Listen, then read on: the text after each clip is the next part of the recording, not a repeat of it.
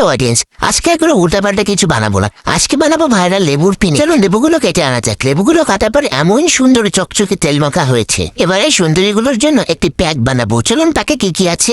এইখানে আছে লবণ, বিট লবণ, গুঁড়ো ঝাল আর চিনি। এবার এই চারটাকে সুন্দর করে ভালো করে মাখিয়ে নিতে হবে। মাখিয়ে এরকম করতে হবে।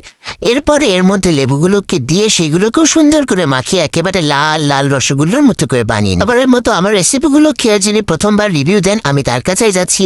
এখন তার এক্সপ্রেশন দেখবো আমরা। তিনি পাত্রটি দিলেন এবং খুব নেড়েচেড়ে বোঝার চেষ্টা করলেন এটা আমি কি বানিয়েছি। তারপর অনেকক্ষণ ভাবনা চিন্তা করার পর মুখে দিয়ে তার অবস্থা দেখুন একবার, এবং এক পর্যায়ে সে এটাকে নিয়ে দৌড়ে বাথরুমে চলে গেল ফেলতে। এবার আমার খাওয়ার পালা।